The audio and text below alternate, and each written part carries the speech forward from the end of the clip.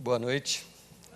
Chegamos ao último capítulo da nossa série, Antes Bem Acompanhado do que Só.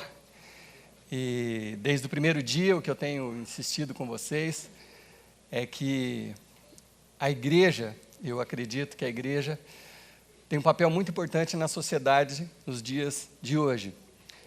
E talvez, se eu tivesse combinado com o Lucas o que ele ia falar aqui hoje e o que eu vou falar, talvez não teria dado tão certo.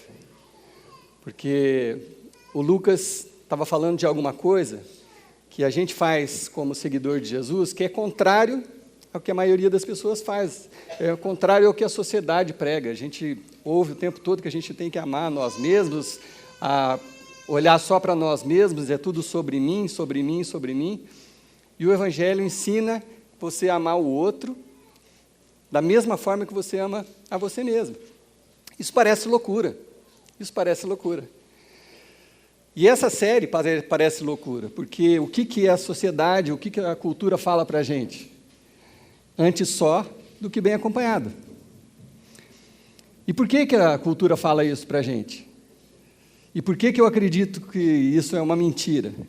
Porque toda mentira que você ouve, ela vem embalada numa verdade. Quando a gente fala de coisas espirituais, Jesus chama o nosso inimigo espiritual, que é o diabo, Jesus chama o diabo de o pai da mentira. Ele é o campeão em te enrolar. Ele é o campeão em embalar uma mentira com aparência de verdade. Então, quando ele fala para você que é melhor você estar só do que mal acompanhado, tem uma verdade aí, porque as pessoas são complicadas. É verdade que as pessoas são complicadas. É verdade que nós somos diferentes. Temos comportamentos diferentes, educação diferente. Então, uns são mais refinados, outros são mais grosseiros, uns são mais cheirosos, outros são menos cheirosos. Uns são mais altos, outros mais baixos. Nós somos diferentes em diversos aspectos. Então, é verdade, não é fácil conviver. O Lucas tem 3 filhas, vai vir mais um herdeiro agora, ou uma herdeira. Eu tenho certeza que se a gente conversasse, a gente ia falar, olha, não é fácil para ele, não é fácil para mim. Tem horas que é difícil conviver com a minha esposa, foi a pessoa que eu escolhi, mas a gente tem diferenças. Então, é verdade que é complicado viver com outra pessoa, é verdade que é difícil amar o próximo. Mas aí o que isso causa? Aonde que entra a mentira? A mentira então é melhor você ficar sozinho. Então é melhor você não ter relacionamento. Então é melhor você não se envolver. E aí a cultura está empurrando a gente para onde? Para trás de um computador, de um celular. Nossos relacionamentos estão ficando virtuais. E eu já disse aqui inúmeras vezes, as redes antissociais são um ambiente onde você você finge ser o que você não é, para pessoas que não são o que você pensa que elas são. É isso que é a rede antissocial, que eu já estou chamando de antissocial. Você cria um personagem que não é você, porque você não é bonito daquele jeito, vamos falar a verdade? Tem uns filtros ali, tem um ângulo que você escolheu, a melhor luz. Quando você está frente a frente, você não é tão bonito daquele jeito. E nem as pessoas que estão lá são tão lindas daquele jeito. Você não está tão feliz assim que você está toda hora, uau, uma comida, ó o prato aqui de comida, estou comendo aqui não sei aonde, estou viajando. Sua vida não é desse jeito o tempo todo. Vamos falar a verdade? Ou é só eu que acho isso? Não é, sua vida não é daquele jeito. E nem de ninguém que você encontra virtualmente. Não é assim. A realidade não é essa. Então, você percebe? Então, aí você vai se afastando da oportunidade de você crescer em amor. E quando o Evangelho, que significa boas novas, é isso que significa o Evangelho? Jesus veio trazer as boas novas de Deus. E aí, deu-se o nome de Evangelho a isso. Quando Jesus veio trazer as boas novas, ele falou, olha, o melhor é que estejamos juntos. O melhor é que a gente ame a Deus acima de todas as coisas e as outras pessoas como a gente ama a nós mesmos. Esse é o melhor caminho para se viver. Então, o nosso inimigo quer nos afastar disso aqui. E a gente, igreja, está andando mais uma vez como sempre andou, na contramão da cultura. Da mesma forma que o Lucas falou, a gente está na contramão, a gente está preocupado em amar o outro. Da mesma forma eu estou falando para vocês, é melhor viver juntos, com todos os nossos defeitos, do que sozinho. Juntos nós somos melhores. Na verdade, a mensagem de hoje é: juntos nós somos invencíveis. É isso que nós vamos aprender hoje. E aí eu estou falando desde o primeiro dia que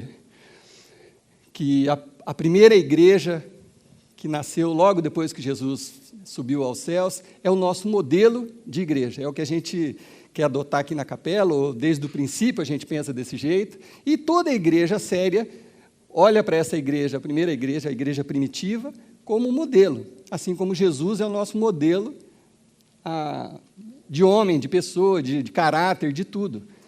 Jesus é o nosso modelo. Então, da mesma forma, essa igreja é modelo para nós. Então, nós lemos no primeiro capítulo dessa série que o que eles faziam, e isso está lá em Atos 2, o que eles faziam e que a gente precisa se inspirar e fazer também, para viver em comunidade, eram 4 coisas basicamente.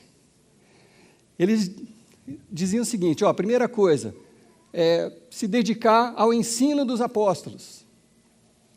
Segunda coisa, ter comunhão. Terceira coisa, partir o pão. Quarta coisa, orações, se dedicar às orações. Olha, se isso aqui foi o que a primeira igreja começou a fazer e deu tão certo, é o que a gente precisava fazer hoje, levando em conta que nós estamos 2000 anos à frente, que hoje em dia a gente tem celular, a gente tem uma série de outras coisas que eles não tinham, mas continua sendo os mesmos valores. A gente se dedica ao ensino da palavra, então todo domingo que você vem aqui, você vai aprender alguma coisa. Comigo ou com qualquer um que estiver pregando aqui, você não vai sair daqui sem aprender alguma coisa sobre a palavra. Nós estamos incentivando a comunhão, a gente está trabalhando duro para que vocês possam estar juntos, em grupos, no GA, no ponto de partida, nos eventos que a gente faz na igreja. Para quê? Para que você possa aprender a partir o pão. Porque a hora que você vê a necessidade do outro, a gente vai precisar de ajuda com os filhos do Lucas aqui. Vai vir mais um.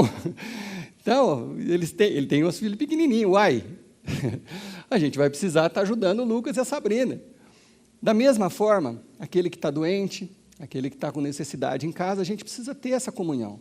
A gente precisa comungar, a gente precisa olhar olho no olho e não só sobreviver, mas viver aquilo que Jesus tem para nós. E nos dedicarmos à oração foi essa a nossa conversa da semana passada. E na semana passada, eu li um versículo sobre a oração que é muito curioso, que assim, quando a primeira igreja foi fazer a primeira oração, que é no capítulo 4 de Atos, eles não pediram prosperidade, não pediram saúde, não pediram proteção. O que eles pediram na primeira oração que eu falei na semana passada? Eles pediram ousadia e coragem. Porque é preciso ousadia e coragem para você enfrentar o nosso dia a dia, tão complexo, tão complicado. Então, no versículo 29 do capítulo 4, diz assim, a oração deles: agora, Senhor, considera as ameaças deles e capacita os teus servos para anunciarem a tua palavra corajosamente. Quer dizer, o Senhor está vendo a situação que está o mundo. Você está vendo que está tudo aparentemente piorando. Essas são as ameaças que nós sofremos. Nos capacita, nos dá coragem para enfrentar isso, para sermos diferentes, para a gente pensar fora da caixinha, para a gente seguir o que Jesus nos ensinou. Nos dê essa coragem, Jesus. Não é fácil, mas nos dê essa coragem. Foi essa a oração deles. E aí, estende a tua mão para curar e realizar sinais e maravilhas por meio do nome do teu santo servo, Jesus. O que significa isso? Que quando a igreja está agindo com coragem, quando você está agindo com coragem, enfrentando a cultura e sendo o que Jesus te chamou para ser, sinais e maravilhas acontecem. Percebe a diferença? Você não veio aqui negociar sinais e maravilhas. Ninguém nunca te pediu para trocar alguma coisa por um milagre na sua vida. Provavelmente você nunca vai ouvir isso desse palco enquanto eu estiver vivo, pelo menos. Você nunca vai ouvir nenhuma barganha com Deus. Não existe barganha com Deus. É só você imaginar o tamanho de Deus e o seu tamanho. Você vai negociar com Deus. Ó, seguinte, Deus, eu vou fazer isso, mas presta atenção. E tem gente que ainda quer ensinar a Deus sobre a Bíblia, né? A tua palavra diz que, né? Como se Deus não soubesse o que está escrito na Bíblia. Então, às vezes a gente quer barganhar com Deus. Mas aqui está muito claro que quando a gente segue o propósito, segue a missão individual e coletiva, sinais e maravilhas acontecem como consequência. É muito diferente. Bom, mas hoje eu quero compartilhar uma coisa extremamente simples e extremamente maravilhosa com vocês hoje, que tem o potencial de que, se ela ficar bem entendida no seu coração, ela pode mudar o rumo da sua vida. Você vai se surpreender com a simplicidade disso, mas se você deixar essa verdade entrar no seu coração, ela tem o potencial de mudar o rumo da sua vida. Esses acontecimentos que a gente tem lido aqui, eles aconteceram com um intervalo assim, de semanas. De Atos 2 para 3, para 4, era coisa de dias, semanas. Eram as coisas que estavam fervilhando ali no começo de tudo, logo depois que Jesus partiu. Eu já falei aqui, vou repetir, Jesus morreu, foi crucificado, ficou 40 dias entre o povo, daí ele subiu ao céu, uma semana depois o Espírito Santo que ele tinha prometido veio sobre os seguidores dele, e eles receberam aquela fração de Deus dentro do coração que você e eu temos acesso, quando a gente toma a decisão de seguir a Jesus. É uma coisa misteriosa que eu não consigo explicar da forma metafísica como que isso acontece, mas acontece porque a gente experimenta. Porque a gente experimenta, a gente pode falar sobre isso. Uma fagulha de Deus passa a viver dentro de você e ela te ajuda, como a Kelly orou aqui, a você tomar decisões, a você ter certeza do que é certo, o que é errado. Aquela fagulha de Deus no seu coração te confirma essas coisas. Então, veio o Espírito Santo, assim como veio sobre você, e pode vir sobre você que ainda não recebeu. Quando você resolve seguir a Jesus, o Espírito Santo passa a viver dentro de você. Então, isso aconteceu uma semana depois que Jesus partiu, e aí, nas semanas seguintes, eu contei que semana passada, Pedro e João foram presos, daí quando eles foram soltos, voltaram lá para o povo, e aí fizeram essa oração de Atos 4, e agora nós chegamos em Atos 5, e nós vamos encerrar a nossa série no capítulo 5. E o capítulo 5, ele começa de uma forma, no mínimo, muito estranha, mas eu não vou pular, porque está aqui. É muito louco o que acontece aqui no comecinho do capítulo 5. Parece que não tem nada a ver com o contexto, mas eu acho que tem uma verdade embutida nessa primeira cena, que nem é a principal de hoje. A primeira coisa que acontece no capítulo 5 é uma cena de um cara chamado Ananias, que ele foi à igreja levar um valor que ele tinha vendido um terreno. Eu disse aqui no segundo capítulo que aquela igreja, eles compartilhavam tudo. Mas eles faziam isso espontaneamente. E eu até falei que isso não é uma fórmula para a gente, mas muitas pessoas naquela época pegavam tudo que elas ganhavam e levavam para a igreja. E aí, os apóstolos, os discípulos, distribuíam entre todos, então ninguém tinha necessidade. Não tinha um que passava fome, não tinha um que não tinha um hospital quando precisasse, um médico. Era assim que eles viviam, mas isso era espontâneo. E esse Ananias vendeu um terreno, vamos fazer uma suposição, ele vendeu um terreno por 150 mil reais da época. Tá, ele vendeu o terreno, aí ele chegou para Pedro e para a igreja, falou assim, olha, eu trouxe aqui os 75 mil reais que eu vendi o terreno para doar para a igreja, para a gente poder dividir as coisas. Aí Pedro olhou para ele e falou assim, para que você está fazendo isso, cara? Você está querendo enganar o Espírito Santo? Para quê? Cara, você podia ter vendido o terreno e ficado com tudo. Ninguém está te cobrando. Agora você vem aqui mentir para o Espírito Santo. E aí, falei que essa história é estranha, o cara caiu duro na mesma hora, morreu. Nossa. E aí, daqui a pouco, veio a esposa dele. Enquanto os caras estavam enterrando ele, veio a mulher e falou assim, então, Pedro, não sei se o Ananias já te falou, a gente vendeu o nosso terreno lá por 75 mil, a gente veio trazer o dízimo. Ele falou, mas, de novo, não precisava disso. Minha mulher, pum, tá? Vocês não se preocupem que isso não vai acontecer domingo que vem, se você der aquela migueladinha no seu dízimo. Não, eu imagino que não vai acontecer. Mas você percebe que, assim, o problema, onde que estava o problema? Na mentira. Na mentira. Ele não precisava ter levado nem os 75, podia ter ficado com todos os 150. Eu estou supondo esses números, obviamente, que a Bíblia não fala disso. Mas aí o que aconteceu como resultado disso? Nesse tempo, a igreja inteira e todos os que tomaram conhecimento do fato sentiram um respeito profundo por Deus. Eles perceberam que com Deus não se deve brincar. O foco nosso não é esse hoje, mas assim, Deus não está de brincadeira quando Ele faz as promessas dEle, quando Ele te ensina, quando Ele te mostra o caminho.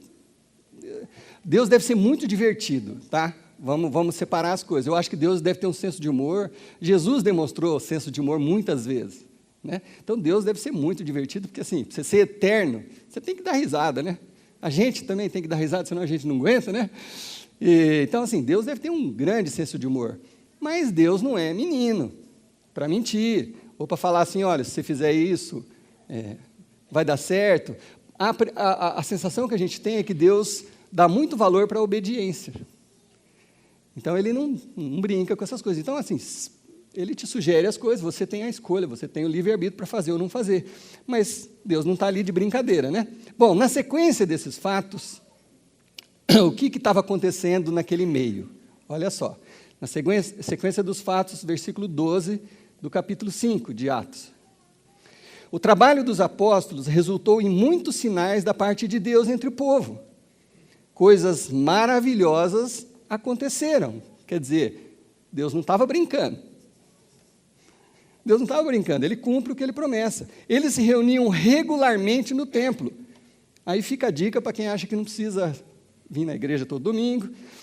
Eles se reuniam regularmente no templo, no pórtico de Salomão, que era o lugar onde eles se encontravam, e o que acontecia? A harmonia entre eles era notável. Todo mundo percebia como aquele povo vivia em harmonia.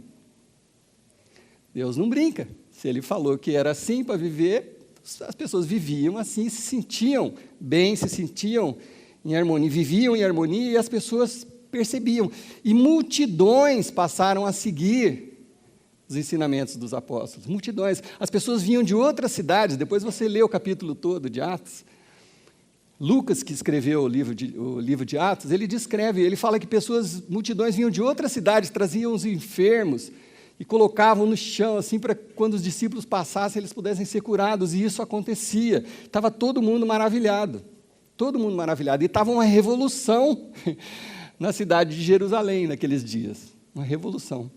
Óbvio que isso não deixou um grupo confortável. Que grupo é esse? Quem que não ficou confortável com isso? Os religiosos. Já pensou, cara? Você imaginou que eu podia falar assim, não, o pessoal do... Não vou citar nenhum partido, não. O pessoal do... os romanos. Obrigado. Os romanos. Não. Quando Lucas registra isso aqui, ele fala assim, não, os religiosos ficaram perturbados. Por quê? Porque o que eles estavam anunciando era diferente e funcionava. O que eles estavam pregando para as pessoas não estava funcionando, e era outra coisa, diferente das boas novas de Jesus. Então, eles ficaram furiosos, furiosos. E é daqui que a gente vai tirar a nossa grande lição de hoje. Sentindo-se afrontados com tudo isso, o sacerdote principal, que era chamado de sumo sacerdote, e seus aliados, principalmente os saduceus, entraram em ação. A gente precisa fazer alguma coisa. Prenderam os apóstolos e os lançaram na cadeia da cidade. Já era esperado. Os religiosos ficaram muito bravos, já tinham prendido uma vez João e Pedro, agora prenderam os 12, provavelmente os 12. Colocaram eles na cadeia, porque não dava para seguir daquele jeito. No entanto, durante a noite, um anjo de Deus abriu a porta da cadeia e os libertou, e lhes disse, vão ao templo e fiquem o quê? Firmes. De novo, olha a instrução de Deus para mim, para você, para aquele povo daquele tempo. Fiquem firmes. Isso pode ser contrário ao que a cultura está ensinando. Fica firme. Digam ao povo o que precisa ser dito a respeito dessa vida, dessa nova vida que Jesus veio apresentar. Fiquem firmes nisso. Não desista. Você está num processo. Às vezes, nesse processo, você anda 2 degraus, às vezes você escorrega 3, mas não desista. Não é porque você deu uma escorregada agora, você está triste, você está com depressão, ou você está com prejuízo financeiro, sei lá o quê. Você vai desistir por causa disso? Não desista, fiquem firmes. É esse o conselho para mim e para você. É óbvio que eles fizeram exatamente o que o anjo do Senhor tinha falado. Na mesma hora que eles foram soltos, amanheceu o dia, eles já estavam pregando no templo de novo. Sem dúvida nenhuma. Sem saber disso, os religiosos convocaram o concílio judaico. O que é isso? As maiores autoridades religiosas, o sumo sacerdote, os especialistas na lei, reuniram esse povo para um concílio, porque eles precisavam tomar uma atitude em relação ao que estava acontecendo. E aí, olha só, como Deus tem senso de humor, a Bíblia também. Eles falaram assim, vão agora lá na cadeia buscar os discípulos. Eles estavam lá? Não estavam. Os caras voltaram e falaram assim, rapaz, eles não estão lá. Sumiu todo mundo. E você quer saber da maior? Eles estão lá no templo pregando de novo. Aí os caras ficaram furiosos. Aí mandaram os guardas lá buscá-los, né? Tragam eles aqui, vamos ter uma conversa séria com eles. Aí trouxeram eles para perto. Primeira frase deles para os discípulos. Nós não havíamos dado ordens estritas para que vocês não ensinassem no nome de Jesus? Sim ou não? Sim, eles haviam dado ordens estritas de eles não ensinar no nome. Mas que Pedro respondeu? Ele falou, olha, Jesus até ensinou que a gente deve obedecer às autoridades, mas nesse caso, quando o caso envolve o nome de Jesus, Pedro falou assim, é necessário obedecer a Deus e não aos homens.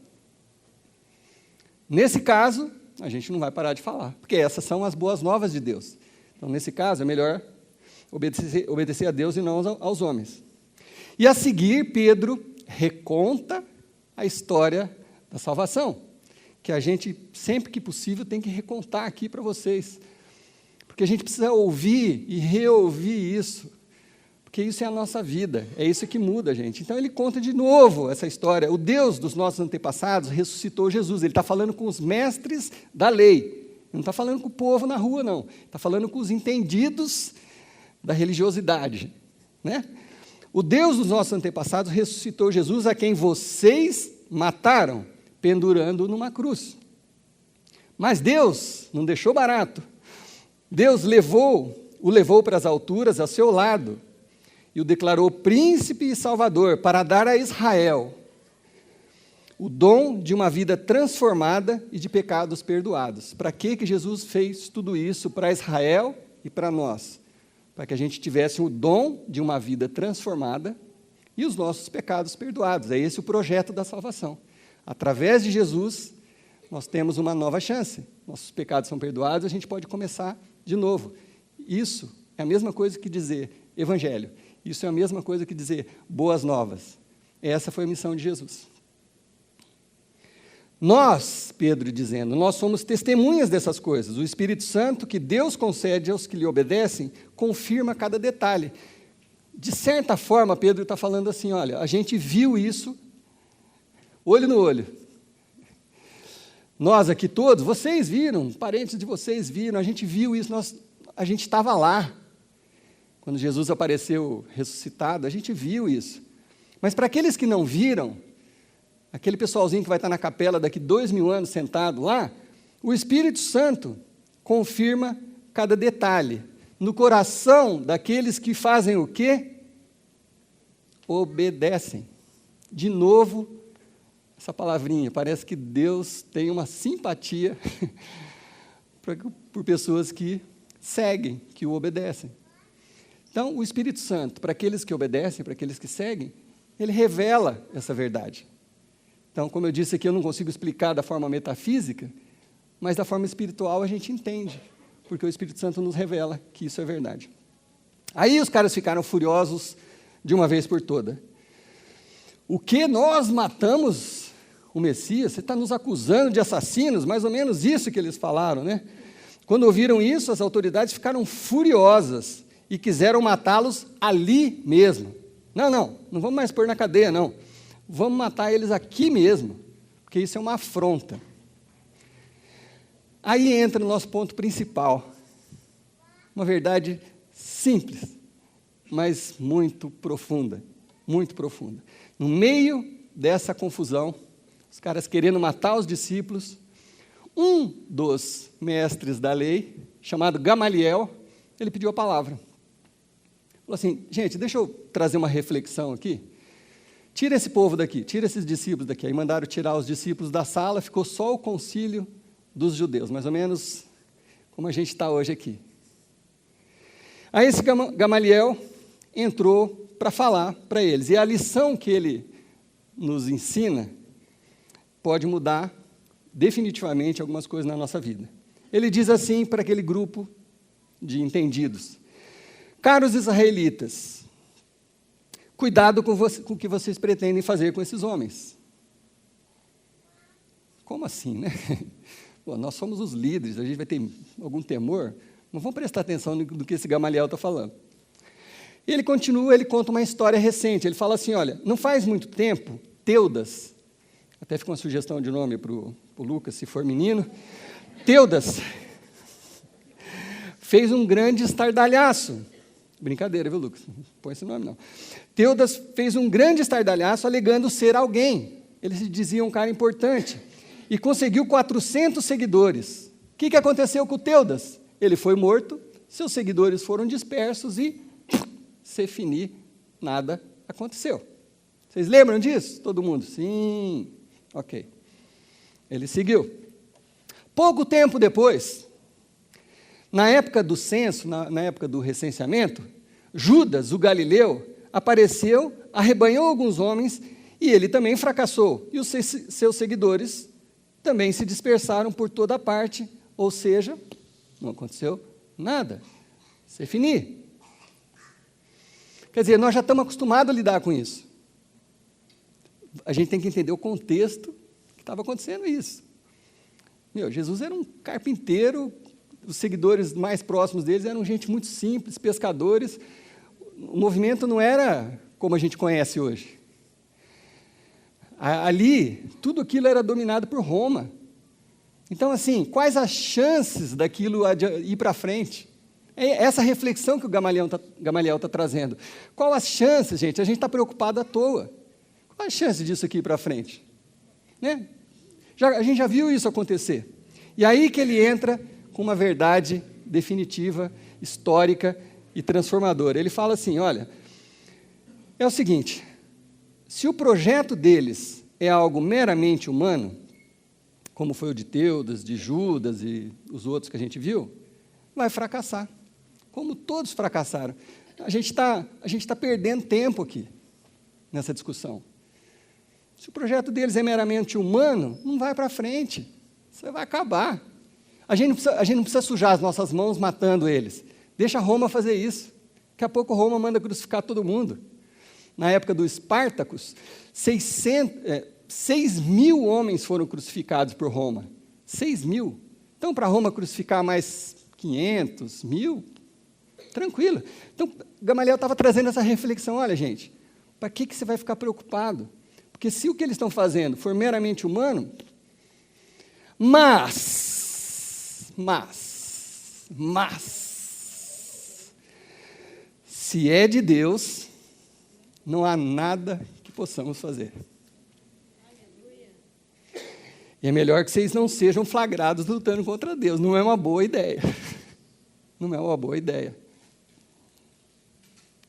Na versão da NVI fala assim, não se pode impedir se isso for de Deus. O que isso significa para nós hoje, 2.000 anos depois de tudo isso? A gente só está falando disso aqui hoje porque não era um projeto meramente humano. Só algo muito superior poderia enfrentar Roma. E hoje, Se você tiver a oportunidade de ir a Roma, eu ainda não tive essa oportunidade, mas se você for a Roma hoje, tem cruz para tudo que é lado, igreja para tudo que é lado. O cristianismo é a religião de Roma. Agora, nesse contexto, quem que ia imaginar isso? Então, Gamaliel falou, gente, olha, se isso for humano, deixa que isso aí vai acabar. Se não for, não há nada o que a gente possa fazer em relação a isso. E a prova é que nós estamos aqui 2000 anos depois falando sobre isso. Tá, o que isso significa? O que isso significa para mim e para você? Naquele contexto, significou que só algo de Deus poderia se opor ao poder de Roma. Mas hoje, a igreja está viva por causa disso aqui, porque não era uma coisa meramente humana. Jesus chegou a dizer, numa passagem com Pedro, que nem as portas do inferno subsistirão à igreja. O que é a igreja? É isso aqui, é gente. Igreja não é prédio, isso aqui, ó, a maior parte do tempo, durante a semana, é um prédio, sozinho, vazio. A gente vem aqui, faz uma reunião, outra, atende uma pessoa aqui, tudo, mas isso aqui é um prédio, isso aqui são paredes. Igreja, somos nós, cada um de vocês. Quando a gente se reúne, o poder acontece. Jesus falou, onde tiver 2 ou 3 reunidos, eu estarei ali. Então, pronto, é para a gente estar junto. Mas o que isso significa? 2 coisas. Que a igreja é um projeto de Deus para a sua vida. A igreja é um projeto de Deus para a sua vida. A igreja não é um projeto de Deus para a humanidade. Quem que é a humanidade? Eu e você. Esse movimento, começado por Jesus Cristo, é um projeto de Deus para a minha vida e para a sua vida. Não necessariamente você precisa se tornar pastor. Mas, de alguma forma, você tem que estar envolvido nisso. Servindo, atendendo alguém, levando uma cesta básica. Você tem que estar nesse projeto. Esse projeto é para você. E para todos aqueles que confessam Jesus como Senhor e Salvador. A igreja é um projeto de Deus para a sua vida. E quando a gente está junto nessa missão, sinais e maravilhas acontecem no nosso meio. Como a gente ouve, como a gente vê, como a gente vê nos testemunhos, acontecem no nosso meio. Mas tem uma segunda coisa que significa, que é um pouco mais pessoal. Se aquilo pelo qual você está orando for um projeto de Deus, nada poderá impedir. Dá para entender isso? No contexto de tudo que a gente falou aqui, dá para entender isso? Se você está envolvido nessa missão de levar o nome de Jesus, o Evangelho de Jesus, se você está seguindo os ensinamentos dos discípulos, da palavra, do que Jesus ensinou, se você está sendo obediente, como nós vimos hoje, ao que Deus coloca para você fazer, aquilo que você está orando, se for um projeto de Deus, nada poderá impedir de acontecer. Então pensa naquilo que você está orando, sobre o seu casamento, sobre a sua saúde, sua vida financeira, seus relacionamentos, seus filhos. Nada pode impedir de acontecer que se aquilo que você estiver fazendo não for um sacrifício meramente humano, algo humano que você está fazendo. Se aquilo é um projeto de Deus, nada poderá impedir de acontecer. Eu acho que isso merece um amém mais forte. Amém? Se aquilo que você está orando, meu irmão, é um projeto de Deus, nada vai impedir de acontecer. Amém? Não, vocês não entenderam. Se aquilo que você está orando, Néia, se aquilo que você está orando for um projeto de Deus, nada pode impedir de acontecer. Amém? Amém. Amém. Nada.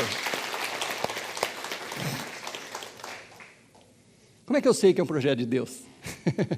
Como é que eu sei que é um projeto de Deus? Tem a ver com o que eu tenho aprendido e praticado da palavra. Tem a ver com eu estar envolvido com esse projeto da igreja, que é o projeto de Jesus para a humanidade. E tem a ver com se eu estou sendo obediente. Mas na medida que eu estou envolvido, estou sendo obediente, a revelação que a palavra nos traz nessa noite é: tudo é possível àquele que crê. Amém? Amém. Falado de uma outra forma, mas é isso. É isso. Então, eu não sei quais as razões das suas orações. Eu não sei como que você tem orado nesses últimos dias. Mas a próxima vez que você dobrar o seu joelho, faça uma reflexão sobre a sua própria vida. Pensa na sua oração, se ela está alinhada com o projeto de Deus. Eu falei na semana passada, e eu não quis ser desagradável com ninguém, mas assim, a gente não pode fazer orações egoístas, é tudo para mim, tudo para mim, tudo para mim, tudo para mim. Não é assim que a gente aprende. Não é assim. Claro que tem hora que Deus vai olhar para aquele seu problema pontual. Lógico que vai acontecer. Nós vimos isso aqui, a gente vê isso no telão, a gente vê isso acontecer. É óbvio que isso acontece. É óbvio que Deus te ajuda em momentos de necessidade extrema, principalmente. Ele está sempre ali, te estende a mão. Alguém vai lá e te estende a mão. Sempre acontece alguma coisa. Mas, será que eu estou fazendo a minha parte? Será que eu estou sendo obediente? Será que eu estou envolvido no projeto maior, que é o projeto da salvação? Será que eu evito de falar de Jesus lá no meu trabalho, nos lugares que eu vou, por vergonha? Negando aquilo que eu declaro com a minha boca quando eu estou aqui na igreja? Sei lá, eu não sei o que pega cada um de vocês, mas assim, de todo coração, queria trazer essa reflexão para vocês, que você olhe para dentro de você e fale assim: olha, será que eu estou sendo obediente? Será que eu estou seguindo? Será que eu estou nesse projeto maior de Deus? E quando você sentir que você está no projeto, nada vai impedir que as suas orações sejam respondidas. Amém? Então vamos orar, vamos celebrar isso, vamos viver assim a partir de hoje, em nome de Jesus. Deus, tem hora na nossa vida que a gente precisa de um milagre mesmo, e talvez alguns dos meus irmãos aqui estejam nesse momento precisando de algo sobrenatural. Mas a gente aprendeu hoje de uma forma muito direta e muito simples que quando o projeto é de Deus, o sobrenatural é só mais um degrau. O Senhor faz o sobrenatural. Então, Deus, que o Senhor estenda as Tuas mãos sobre a nossa igreja, faça sinais e maravilhas no nosso meio, traga fidelidade aos nossos corações, obediência, ajude-nos a seguir os ensinamentos de Jesus, coloca amor no nosso coração pelas outras pessoas, por aqueles que ainda não são salvos, Deus, que esse é o Teu projeto.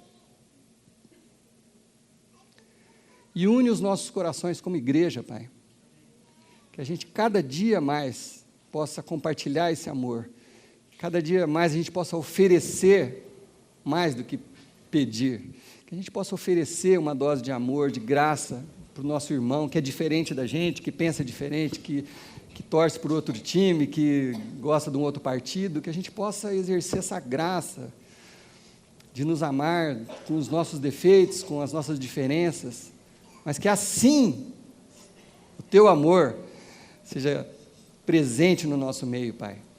E aí que a gente possa ver realmente os sinais e as maravilhas que são decorrentes desse amor.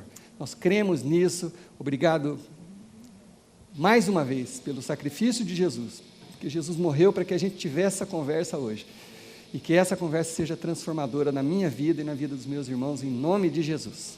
Amém.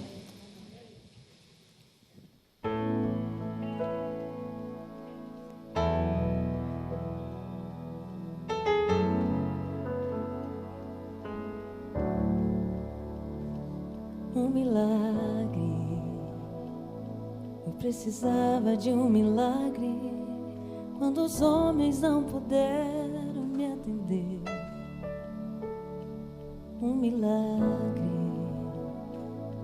eu precisava de um milagre, quando tudo parecia escuridão. Quando mais eu precisei, a tua mão me alcançou. Um milagre eu vi você fazendo em mim. Os meus olhos se abriram, pouca gente acreditou, mas a tua poderosa mão, a tua poderosa mão. Eu vou contar pra todo mundo que Deus fez por mim. Eu vou contar as maravilhas de Deus. Deus restaurou a minha vida e me deu uma voz para minha geração. Um milagre. Eu precisava de um milagre quando os homens não puderam me atender. Um milagre. Eu precisava de um milagre quando tudo parecia escuridão. Quando mais eu procurei, a tua mão me alcançou. Um milagre eu vi você fazendo em mim.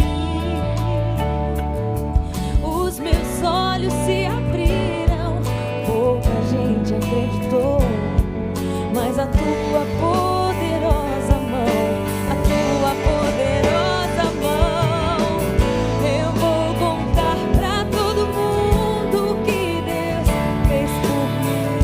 Eu vou contar as maravilhas de Deus. Deus restaurou a minha vida e me deu para minha geração. Eu vou contar pra todo mundo que Deus. Eu vou contar as maravilhas de Deus. Deus restaurou a minha vida e me deu uma voz para minha geração. Eu vou contar pra todo mundo que Deus fez por mim. Eu vou contar as maravilhas de Deus. Deus restaurou minha vida e me deu uma voz para minha geração. Um milagre. Amém.